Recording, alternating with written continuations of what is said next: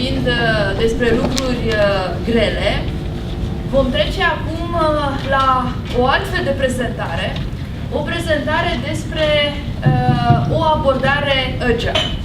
Și nu vorbim despre Scrum, nu vorbim despre sprinturi, în schimb vorbim despre Kanban. Eu trebuie să recunosc că prima oară când am auzit despre Kanban, mi-a sunat ca o chestie din aia cu tobe, pam-pam, taram-padam. Trebuie să vorbesc? Da. Pot să vorbesc mai încet acum. Ceea ce o să încerce David să ne prezinte astăzi va fi ceva mai light.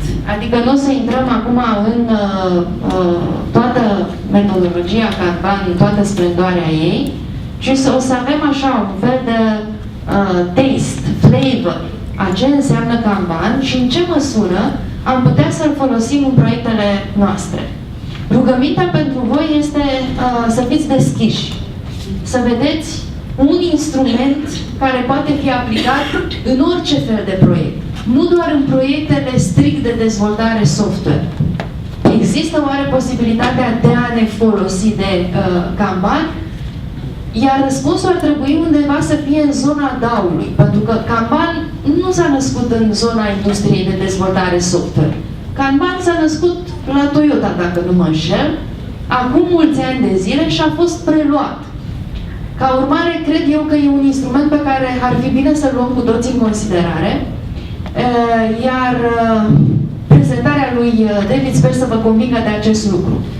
David mi-a spus că a preluat prezentarea pe care a avut-o acum 2 zile, într-un cadru academic, unde i-au dat 2 ore să vorbească despre Kanban. Mi-au dat lacrimile. De bucurie, evident, că ne consideră în stare să înghițim toate aceste cunoștințe. Mi-a spus, în schimb, că azi dimineață, probabil văzuse lacrimile mele, am mai tăiat din slide-uri. Deci ceea ce o să vedeți acum este o adaptare pentru o jumătate de oră cât are la dispoziție, dar pentru cei dintre voi care veți fi interesați și veți intra pe site să downloadați prezentarea, sunt păstrate toate slide-urile. Deci noi am făcut acum un hide, dar ele vor fi disponibile pentru cei care vreți să săpați mai în adânc și să vedeți despre ce a fost în stare să vorbească 2 ore. Noi o să-i arătăm plăcuțele cu mai ai 10 minute, mai ai 5 minute, nu mai ai... Deci, fără alte multe cuvinte, unde e? Fața ta. Fața ta.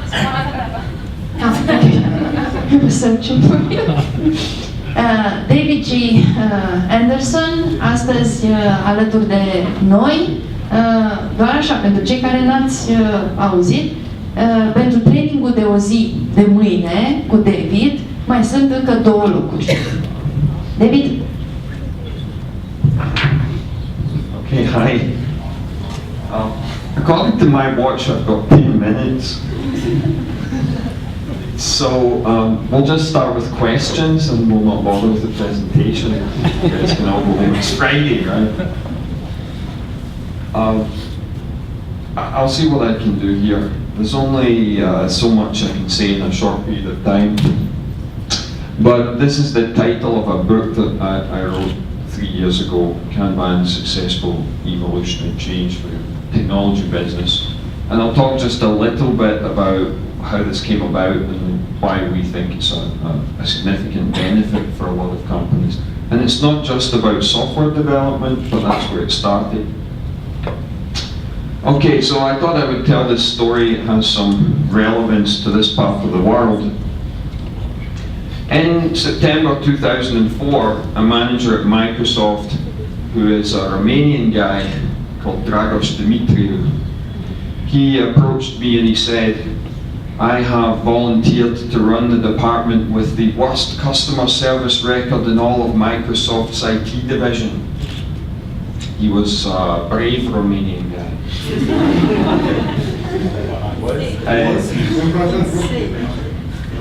And clearly a very smart Romanian guy also, because he came and asked me for advice. And I went to visit him in his office and he drew a sketch that looked a little like this on his whiteboard to explain what his department did. And he said, we have 3 developers and we have 3 testers And all our customer requests, they come from these 4 product managers who represent different customer departments inside Microsoft, departments like finance, human resources. And we maintain applications for those departments. So they send us change requests for feature upgrades and regulatory changes and other things that might happen that cause the applications to need to be upgraded. And we are supposed to do those upgrades and get them done as fast as possible. And the department is funded by budget that's provided by these 4 product managers representing the customers. So every time we do something, we have to estimate it, and we tell them how much it's going to cost, and they transfer the money from their budget to our budget, and then we do the work. This is actually quite interesting that internally they were paying in advance. Have you ever worked in a software company where you got paid in advance? It was a little curious policy they had. Anyway, when a new request arrives, it gets sent to the developers and to the testers to be estimated. And it turns out the estimate had to be incredibly precise, and it would take them about a whole day to make an estimate for these relatively small pieces of work that were supposed to take about 2 weeks or less. So they'd return back the estimate, and these product managers would use that information to calculate things like the business case for the request, and they would do their planning and prioritization. And working with Dragos, they would produce a nice looking Gantt chart once a month, and then the developers and the testers, they would follow that Gantt chart and get the work done. The only thing is that the Gantt chart didn't contain any planning for the unplanned arrival of next month's estimate requests. And as a result, this department had 0% on-time delivery. And more than that, as a result of not delivering things on time, many things from this month's plan didn't get finished, and they got replanned at the beginning of next month along with everything else. This meant that sometimes things that were promised this month that didn't get done were promised next month and they still didn't get done, and promised next month and they still didn't get done, and 5 or 6 months later maybe they would get done. Now none of this sounds terribly difficult, and you think Microsoft employs a lot of smart people, high IQ people. Well, for several years, previous managers in this department had failed to figure this stuff out. They had 0% on-time delivery, and things were not working. It turns out the requests for future work were invisible. They weren't planned, no one was tracking it. It was like it happened by magic. Until Dragos came along and he said, "How much time do you guys spend doing these estimates?" And they said, "Well, 7 or 8 days a month altogether." You know, small amounts add up to quite a lot of time. No one had bothered to ask that question. Oh, and the work they estimated, half of it never got done. So that means about 3 or 4 days per month per person was just complete waste. No one had bothered to think about that. In addition, they had some other type of work. They referred to it as PTC. Nobody knew what the heck a PTC was, but they did know that it's top priority. PTCs do not involve developers, only testers, and they're top priority. What are PTCs? Well, we don't really know, but we know they're top priority. Later on, we discovered PTCs were things like tax table updates for payroll system. Actually quite important if you want to make payroll with accurate tax deductions, which might be why they were top priority. Although actually that was also nonsense, because they actually had 3 or 4 months to enter those tax table updates into the payroll system. But their average delivery time at this point was 5.5 months, and they had 0% on time. So imagine that you're one of the product managers and you're holding the new tax table updates for the payroll system.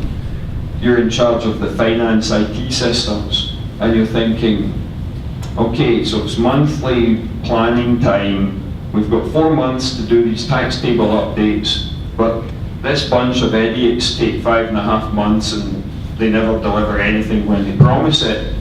What are you going to do? You would say, I want it right away, right now. Because if you ask for it right now, there's a good chance it might show up within 2 or 3 months. So this emergency work was also unplanned and it received the highest priority. So again, it was disruptive. Right, so you see how there's a thinking process we're using here. That if a team their performance is lousy, it's probably because of some reason that they're being distracted, they're being interrupted, they're being constantly reprioritized. We didn't assume that they were idiots. Nor did we assume that they weren't doing it right or that they were unqualified for the work. Just as background, they were using something called the personal software process as their method for doing the software development. Anyone heard of that? Mostly no, a few people who are familiar with CMMI and the Software Engineering Institute, that kind of thing. You'll know what personal software process is. So they had a development methodology they were following. They were following it fairly well. That wasn't the problem. So their observed capability was 0% on time because 100% chance of interruption by unplanned work.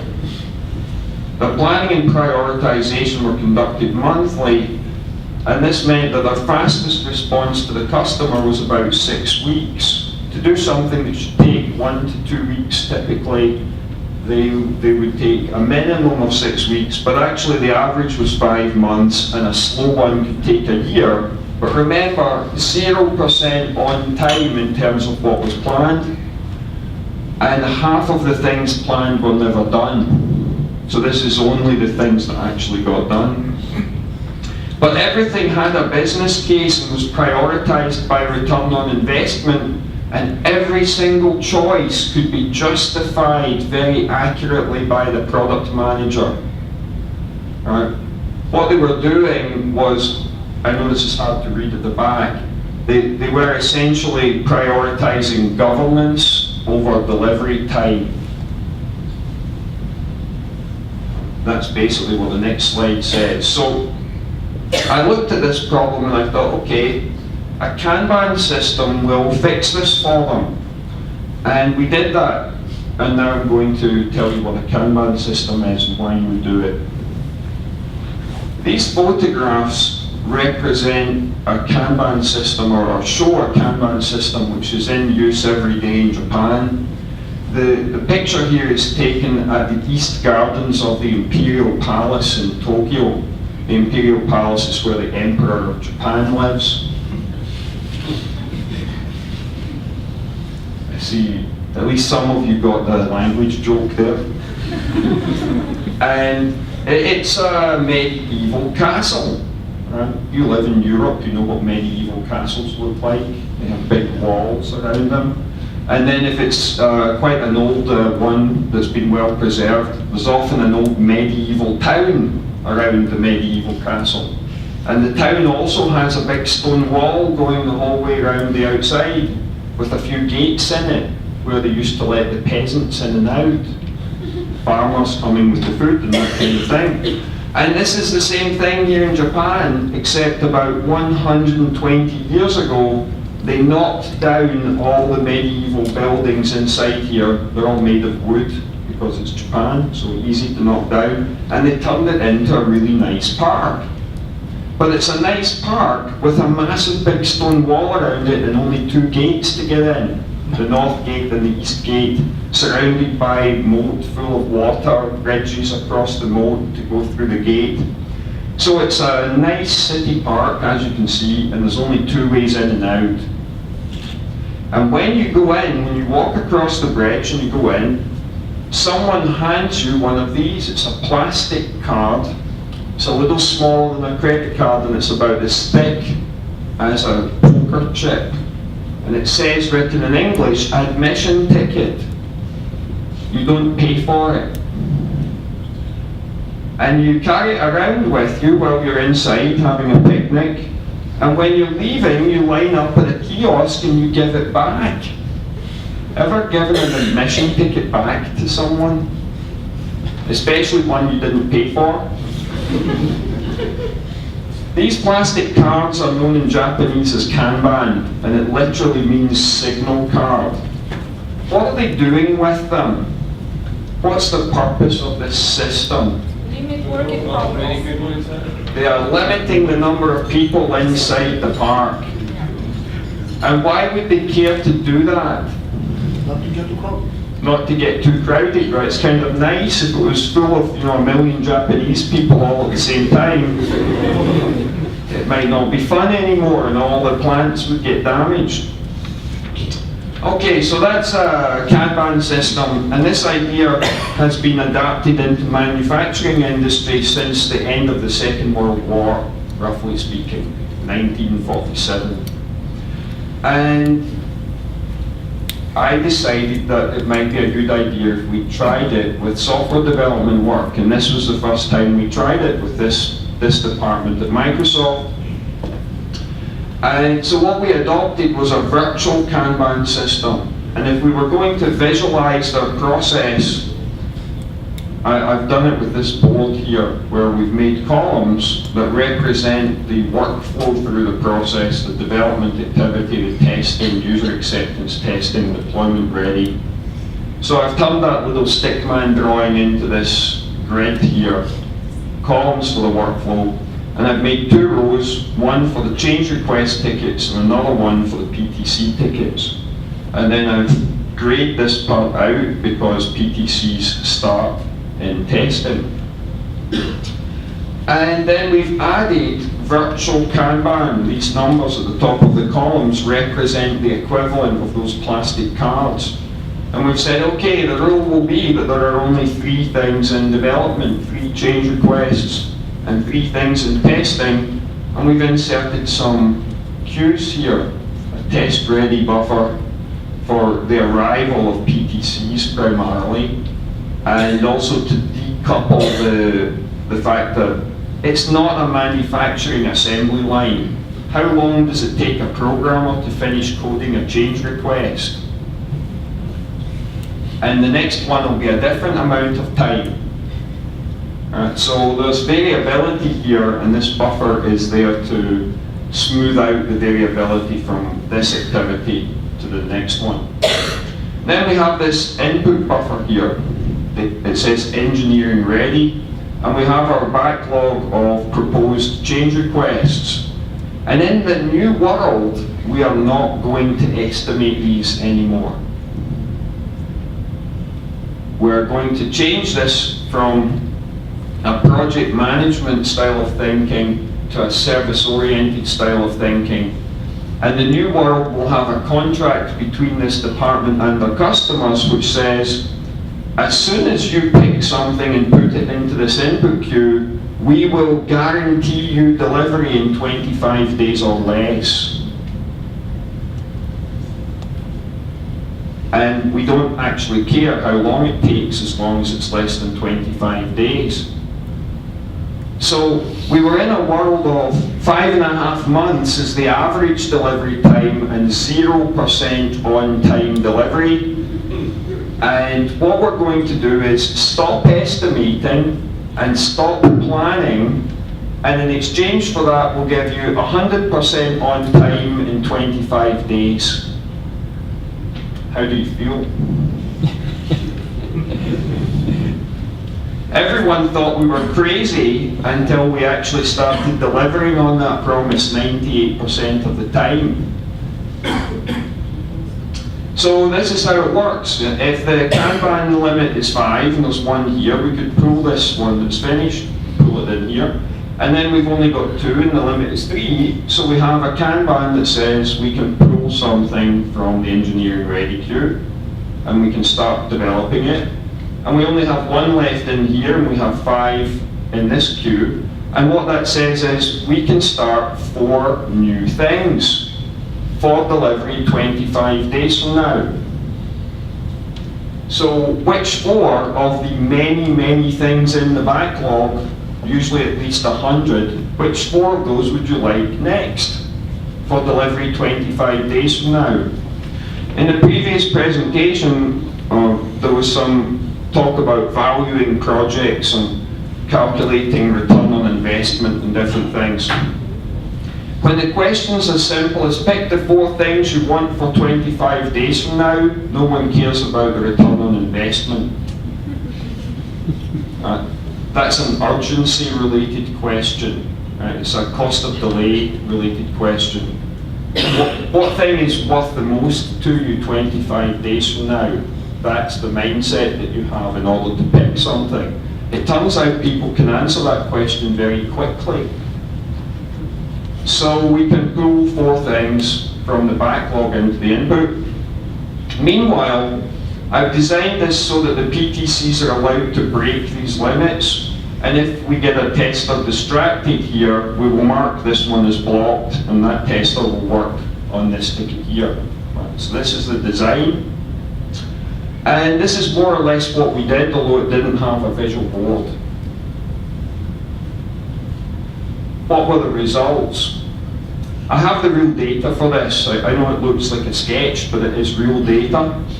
And this is the quantity of change requests completed, and this is in quarters, starting in the 4th quarter of 2004 to the 1st quarter of 2006. Introducing the Kanban system more than trebled the productivity of this department without changing the way they were doing the software development or the testing. The delivery time fell from an average of about 140, initially leveling out here at about 80. Then we did a little bit of shuffling with the staff. We moved 1 tester into development so that we had 4 and 2. And this happened. We took the delivery time down from 140 days to 12 on average, and the on-time delivery percentage went from 0 to 98% against that 25-day promise. So that worked fairly well. Dragos got promoted, given additional responsibilities. Then his general manager moved over to a company called Avanade, which is a Microsoft and Accenture joint venture company, where he became the CIO, and he brought Dragos with him to become the head of global IT infrastructure. That was the equivalent of like 5 pay grades worth of promotion in only a year. Occasionally good stuff happens to good people because they do good things. Mostly the reward for doing good things is more work.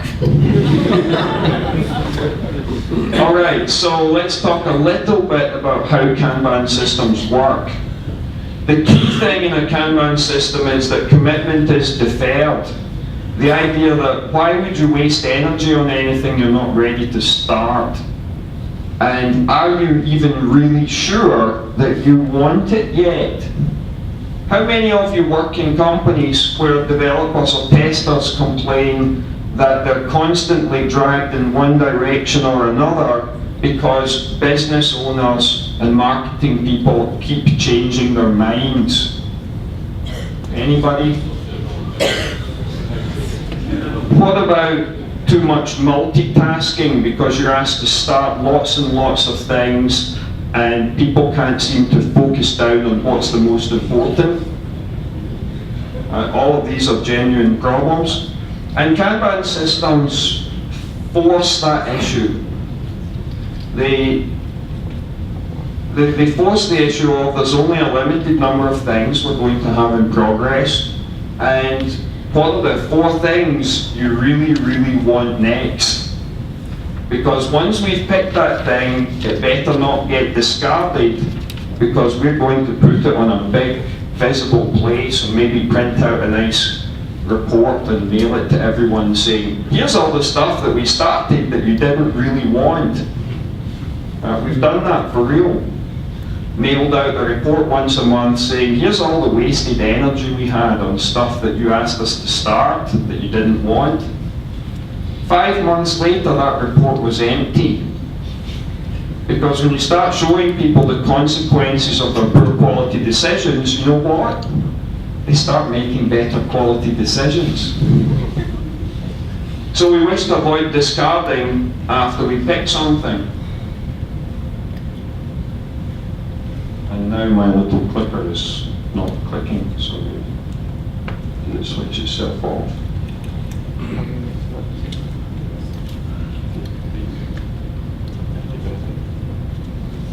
What's happened to the PC? I seem to have a mouse rather than a clicker. Okay, so we pull stuff in here, and that's the commitment point. At the point when we pull it into the Kanban system, we're saying we really, really want this, and we're absolutely sure we want it, and we're absolutely sure that we're not going to change our mind about it. That can be a tough question, but it makes life a whole lot easier for people. So we're committing to getting started, we're certain we want to take delivery. The implication, therefore, is that our backlog remains optional and ideally unprioritized. There is no point in wasting energy prioritizing things when you're going to change your mind tomorrow, the next day, next week, next month. Don't waste energy on prioritizing, because all you do is reprioritize. It's great work if that's what you get paid for, but why would anyone else pay you for it? Really? This also implies the word backlog is not a good choice of word in English, because backlog has an implication of commitment. So it's better to think of things that are uncommitted as a pool of ideas. They're still optional. Pool with 2 O's and not a U. What a funny language English is. Discard rates are often high. Would anyone like to speculate? So imagine we've got some backlog of work for a department. Maybe it's a project backlog.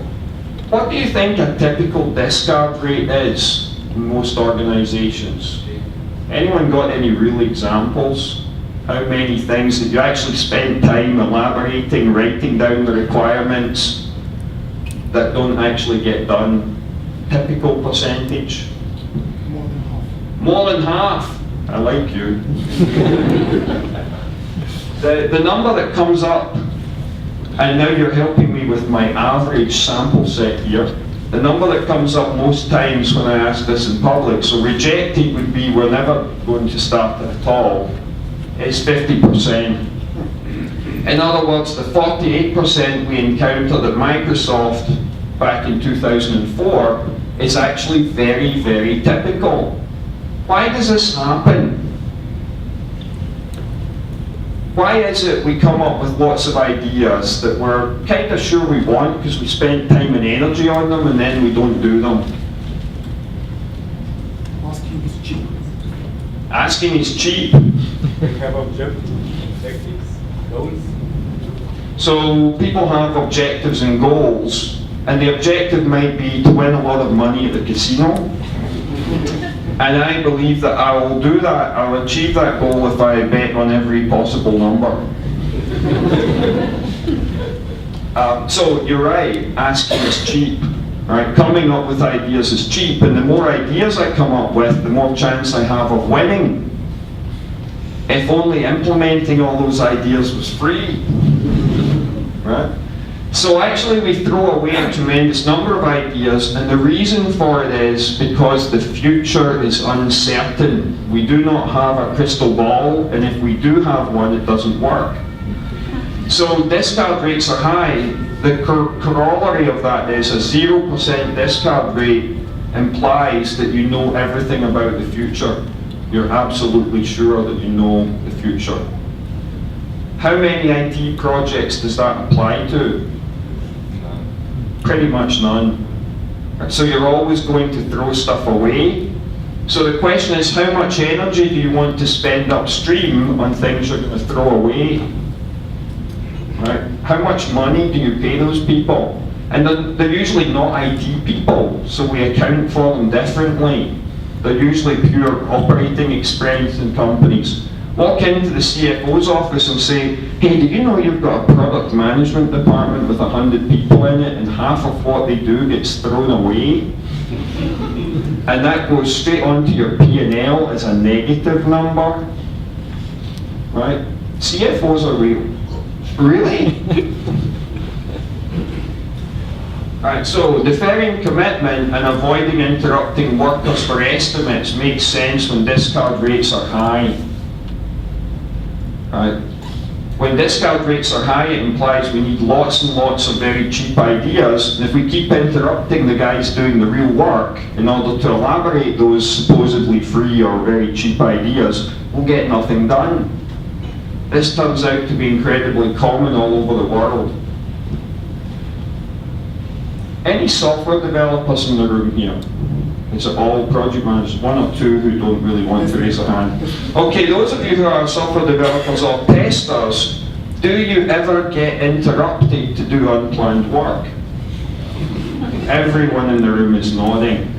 So it could be estimation, it could be analysis, it could be help the sales guy with a demo for some future customer. You know, it could be some sort of customer care, third-tier support call. All of these things blow our predictability out of the water, and then people complain you never deliver anything on time. Kanban systems get that stuff under control. Replenishment frequency. The next thing we're going to worry about is how often should we refill this input queue here? How often should we have that meeting to say there's 4 slots free in the queue, which 4 things do you want next? Well, the answer, of course, is as often as possible. So this is replenishing the queue. Frequent replenishment is more agile with a little a on here, not religious, big capital A, agile software development. There is no point in holding a meeting if no new information has arrived since the last time you held the meeting. So if you live in a fairly dull and boring environment where information arrives very slowly, maybe some parts of the public sector, for example, then maybe you don't need to hold the meeting too often. On the other hand, if you work in the media industry, say TV news, maybe the website for a TV news station, you probably want to hold that meeting every day. The media industry worldwide loves Kanban, and they love it for this kind of reason. Some of the best case studies we have around the world, the BBC public broadcasting service, BBC Worldwide, 20 or 30 different departments there doing Kanban, some of them making millions of extra dollars in revenue because they adopted the use of it.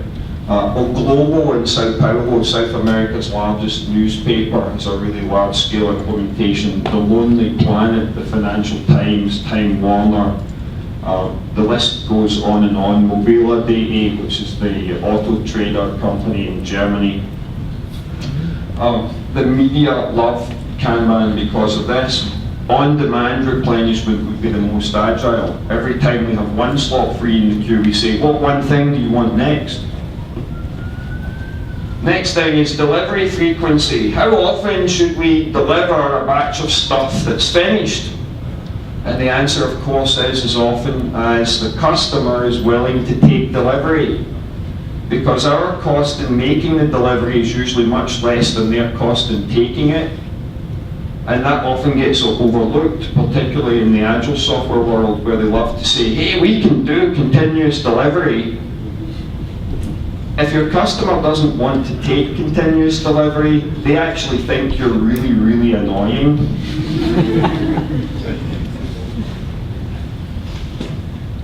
So, frequent deployment is more agile, on-demand deployment is the most agile.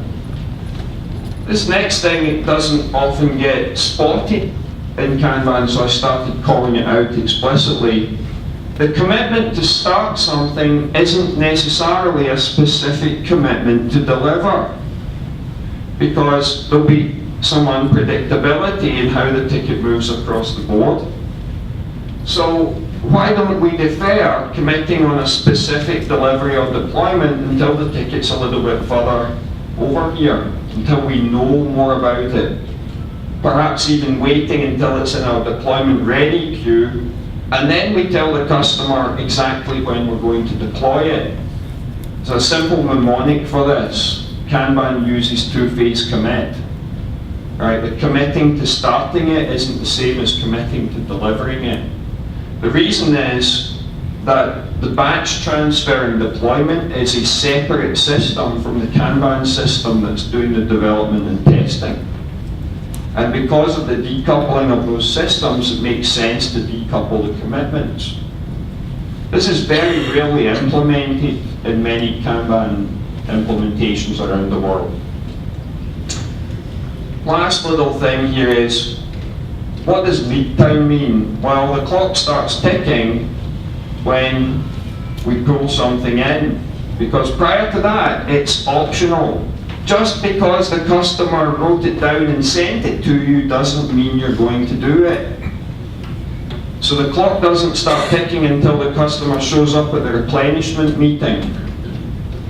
And then it continues until the lead time through the Kanban system continues until it hits the first infinite queue. That's the end of the Kanban system. The overall customer lead time, which is the delivery, when the thing is delivered to the customer, requires us to understand the frequency of the batch transfer. And because we only have a half an hour, I haven't shown that. The good news is that the PowerPoint here, you can get access to that. It has about 3 times more hidden slides than the ones I'm showing you.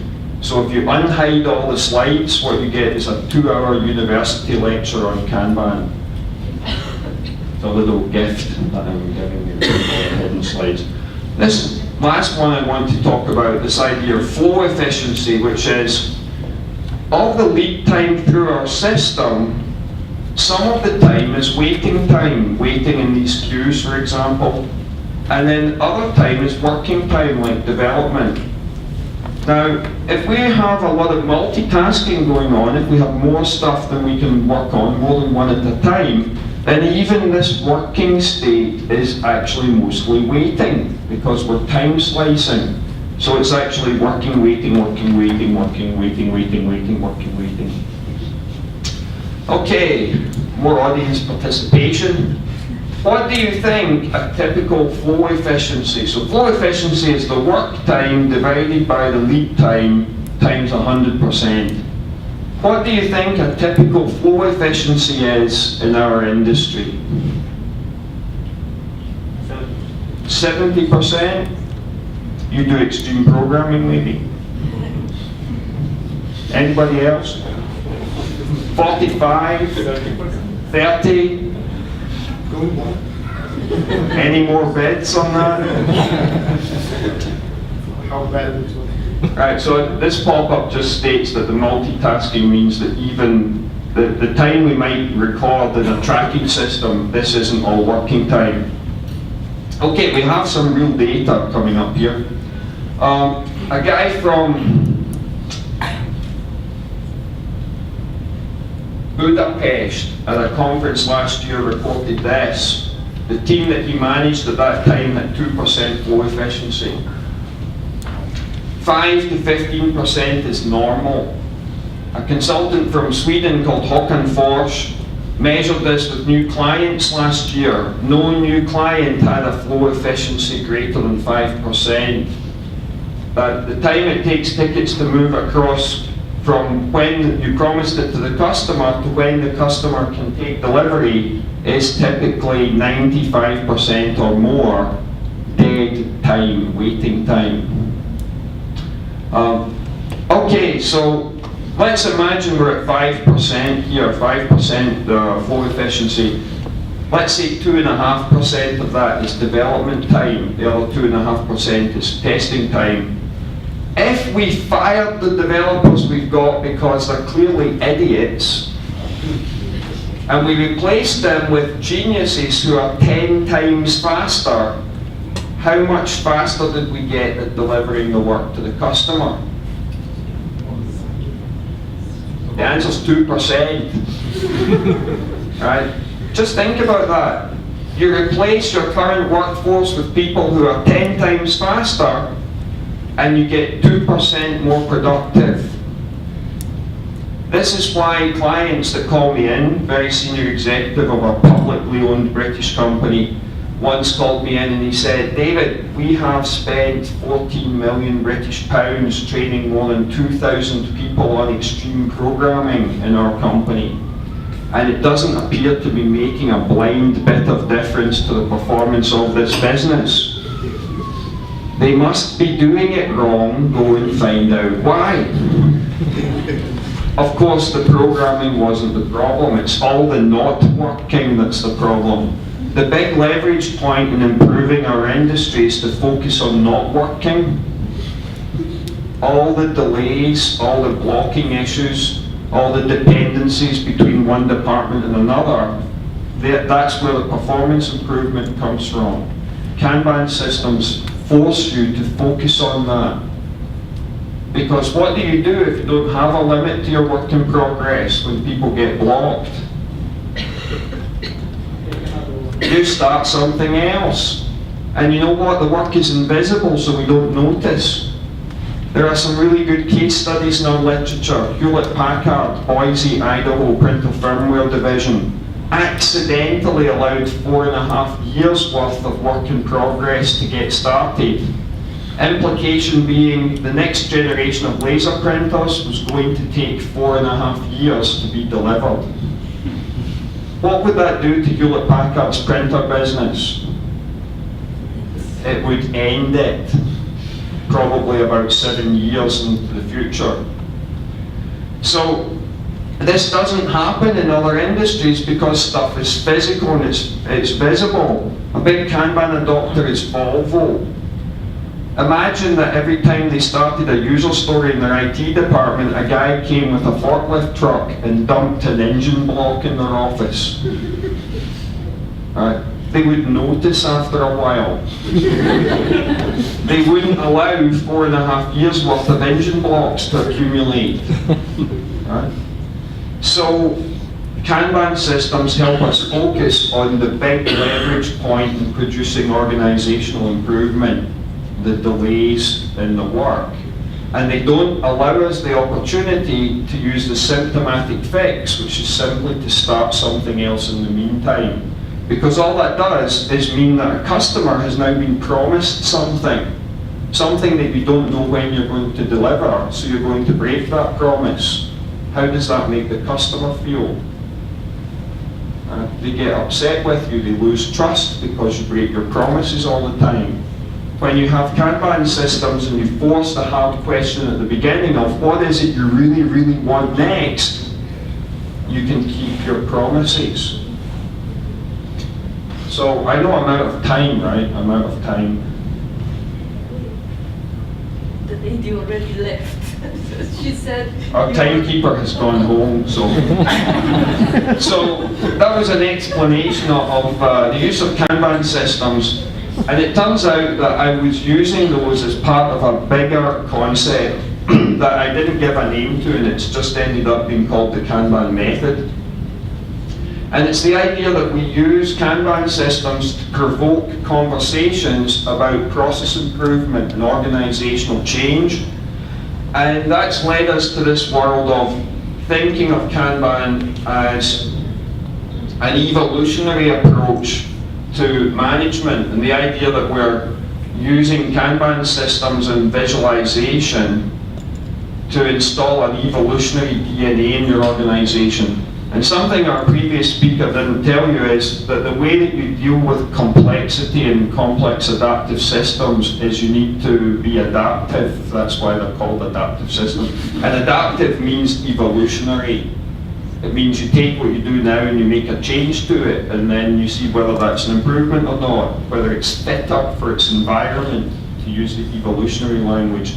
And if it is, you keep it, and maybe you make another change, another one, and if it's not, you throw it away and you try something else. Kanban provokes those conversations. And I came up with there are 6 things you need to do in your organization to make this work. visualize. You have to make the invisible work visible, because people that do physical stuff don't make the same mistakes that we make. Limit the work in progress is a shorthand for saying implement a virtual Kanban system. Manage the flow in that system, focus on the delays. Make all the policies in the system explicit. When people understand the rules, they can also understand how those rules are affecting the performance and talk about it. Implement feedback loops, I'm going to show you in a minute. And finally, improve collaboratively and involve experimentally, and this is using models and the scientific method, and in half an hour I don't have time to get into that. The feedback loops, the shorthand for this is something called Kanban Kata, and there are 3 of them. The stand-up meeting, something called the improvement kata, and the operations review. And very quickly, what are those? Well, here is a meeting of a team in front of their Kanban board. And you can see from their conversation that something is clearly not working very well in their world.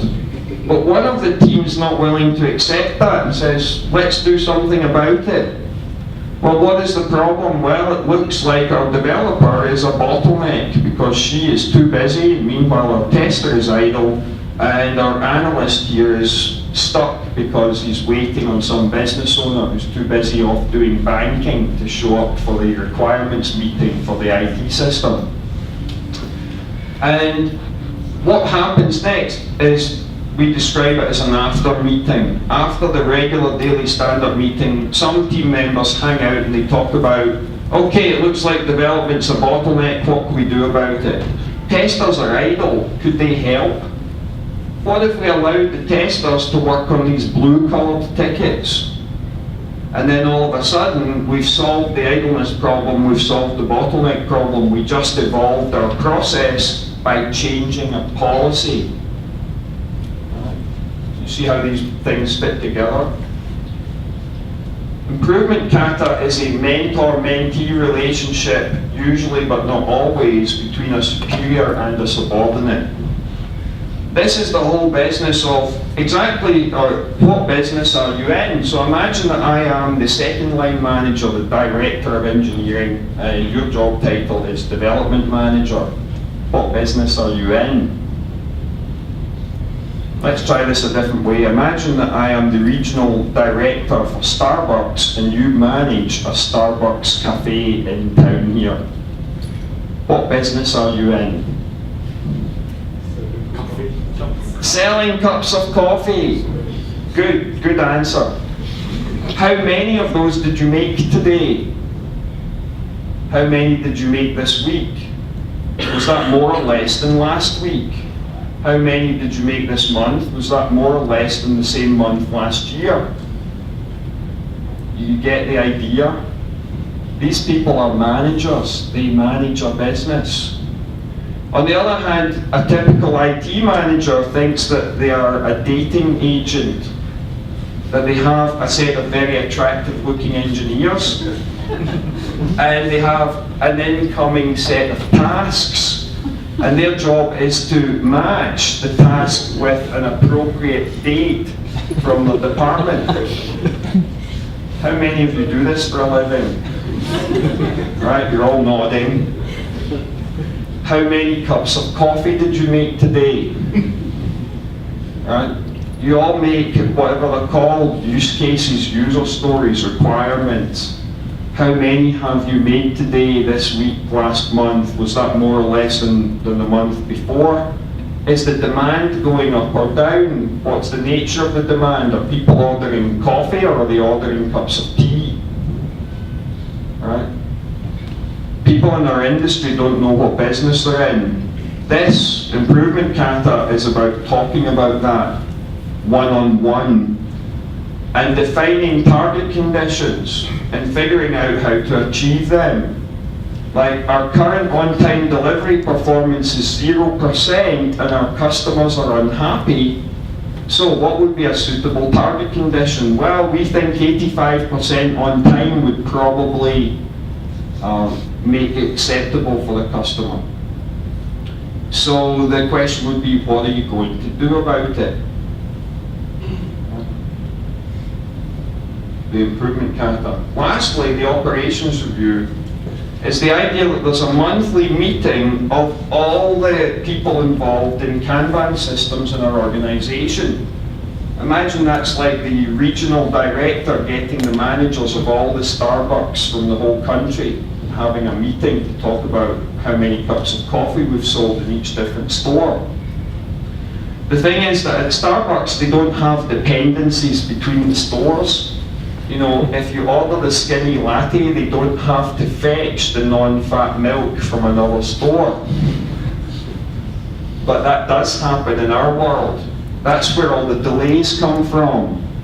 So how you address the delays is to have a system of systems feedback loop that enables the cause and effect between one system and another to be exposed and a conversation to be held about it so that we can do something about it.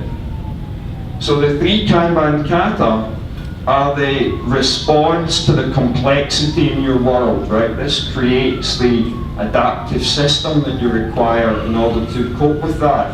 And the entire thing is a service-oriented approach. Each Kanban system is wrapped around a service, and you're making that service very reliable and dependable. And then you're looking at the service-oriented architecture using the operations review meeting. You do all of this, and magic really happens in organizations. Some parts of the BBC improved their productivity by 800%. One department that did web pages for the BBC Worldwide generated an additional $1 million a year, 600,000 British pounds, in additional ad revenue because they reduced their lead time and web pages delivered earlier generate ad impressions earlier. Those additional ad impressions added up to 600,000 British pounds in extra revenue from one department of about 20 people. Stuff really gets better. And the percentages that we see in the case studies reported around the world are stunning. Most people are really happy if they do an improvement initiative and they get 20 or 30% improvement out of it. We see people getting hundreds of percent improvements. Thank you, I used too much of the time.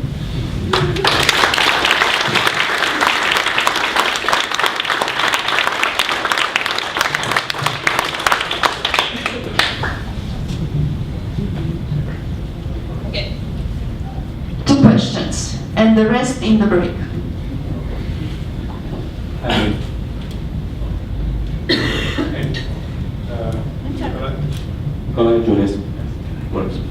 I have a quick question.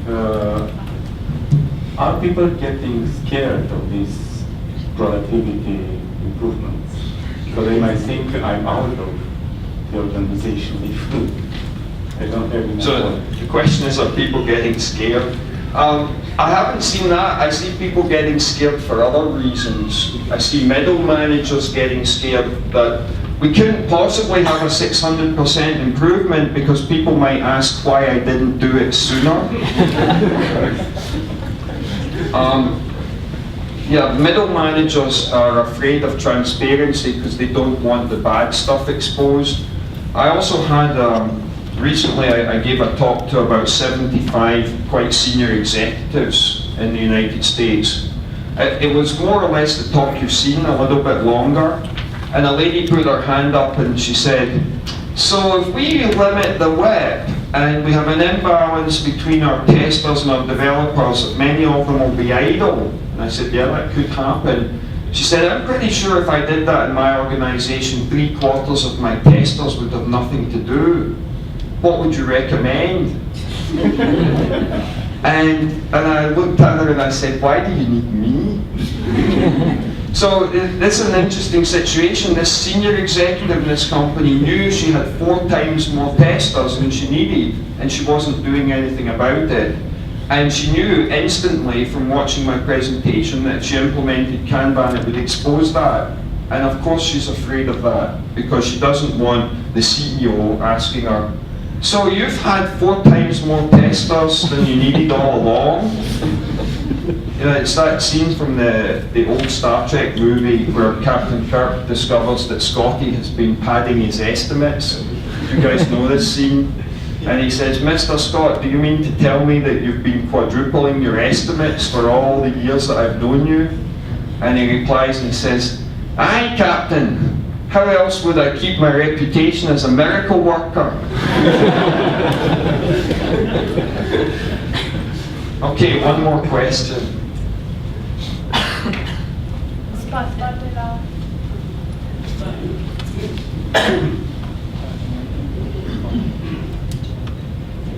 Hello. My boss is a very interesting person. Each time I go to him with an idea or with a project, or each time he gives me a project or somebody else gives me a project and I have to report it on my weekly meeting, he said, okay, give me a deadline when this is going to be finished. You know, the projects come in the queue every day and I always have to go with a deadline.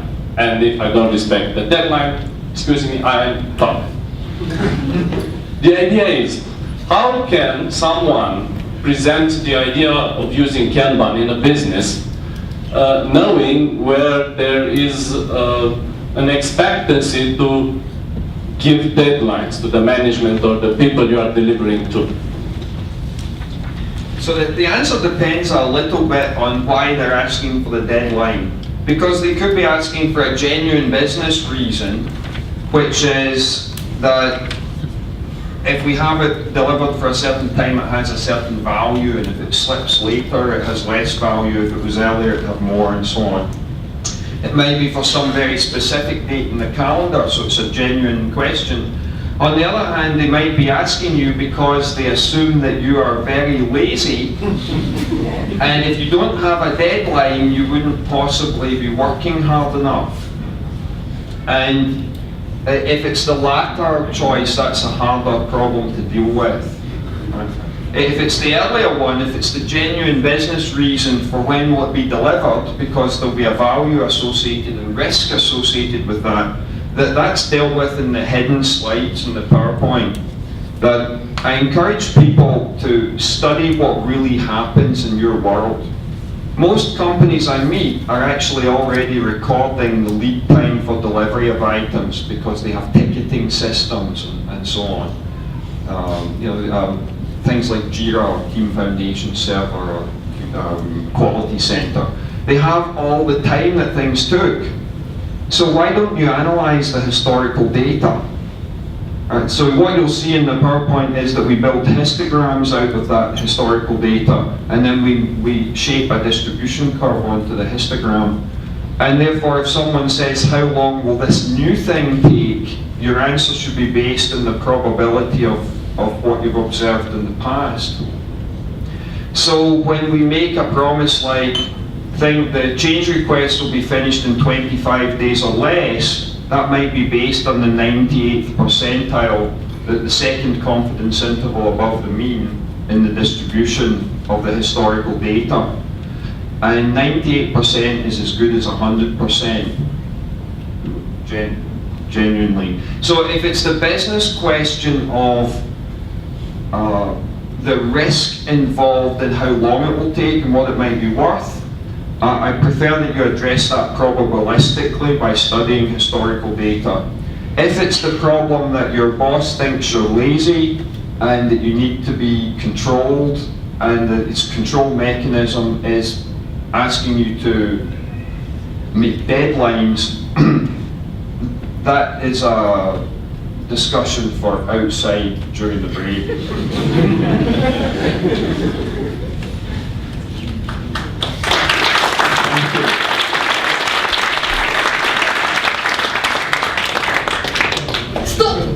Nu lăsa pe mesească. Nu lăsa pe mesească. Mergem la cafea, pe bune, deci abia mai rezist. Dar mă omoară echipa de organizare care a zis că dacă sunt aici în față, eu trebuie să fac anunțurile. Și eu am grijă de echipa de organizare când m-am pus de aia. Așa. Reminder. cei care aveți facturi de ridicat la recepție, este un domn care abia așteaptă să scape de ele. PD-uri, pentru cei care sunteți certificați PMI, tot la recepție e o listă pe care trebuie să vă lăsați adresa de e-mail ca noi să vă comunicăm codul evenimentului, să puteți să fiți în regulă cu cele 7 PD-uri pe care le-ați meritat astăzi. Tot echipa scrie așa: formularele de evaluare. Nu uitați că în mape aveți un formular de evaluare pe care, dacă îl completați, ne ajutați extrem de mult. Deci vrem să știm cum să calibrăm următorul nostru eveniment în așa fel încât să fie pe placul vostru. Ați văzut că am avut prezentări light, prezentări heavy, prezentări lungi. Am vrea să știm cam cât de mult v-au plăcut, cum v-au plăcut, ce recomandări aveți pentru noi pentru următorul eveniment. Și la tombolă. Să știți că tombola, extragerea premiilor, avem e-book-uri de la Nentropen Straton, avem vouchere la sesiunile de training Achieve Global, avem cărți Going Agile de la noi, avem tricouri, avem memory stick-uri, avem cărți Have a Nice Conflict de la Personal Strength. Deci avem o grămadă și am găsit noi soluția pentru extragerea lor. Vom avea o cutie în care vă rugăm să vă puneți badge-ul. Și noi după aia vă credem pe cuvânt când veniți să vă ridicați premiul, că sunteți voi și nu altcineva. Dacă vin două persoane cu același nume să se vadă pe același badge, dăm două premii. Ok, sunteți mulțumiți cu anunțurile? Dragilor, luăm un sfert de oră pauză ca să ne băm în liniște cafeaua și urmează o sesiune extrem de revigorantă de managementul conflictelor și de instrumente pentru echipa de proiect. Vine soft skills.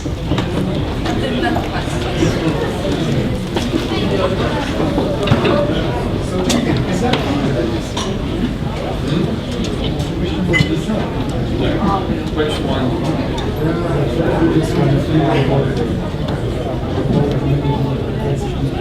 No, I sort of understood how you were getting it. Maybe I'm sympathetic with the fact that I'm a speaker, and so the way you asked the question, we struggled to hear or understand.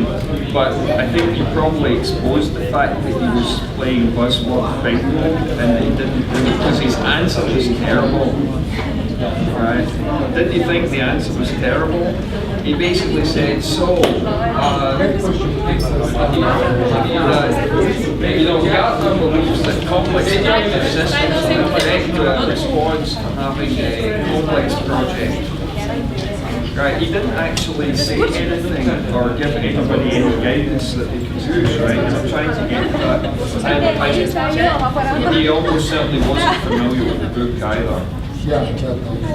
And to be honest, if you're a speaker on a stage and someone asks you a question like that, the best thing you can do is say, I'm not familiar with that book. Right? That honesty is actually by far the best policy.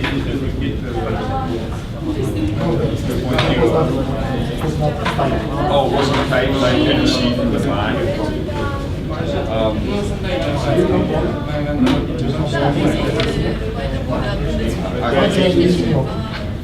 Oh, okay.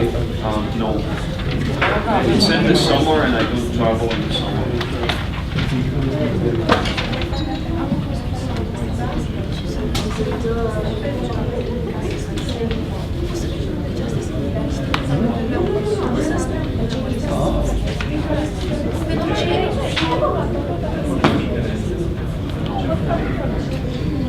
A lot of people come to that conclusion, but no, it's not necessary. That there's a number of reasons why it doesn't matter very much. Most are supported. The simplest one to explain is the flow efficiency thing. That something could be 10 times larger, but it will only actually make the type a small percentage bigger. And it doesn't really matter what you label it probabilistically. There's also interesting stuff that people correlate the plotting a mean time distribution, and then they colour the distribution based on how big we thought it was or how complex it was. There usually isn't a correlation, because you would expect if you're plotting lead time this way, quantity of items this way, so you get some sort of shape like that. You'd expect all the small, low complexity things to be at this end of the distribution and the hard ones to be at this end. Usually doesn't correlate. So it's not important.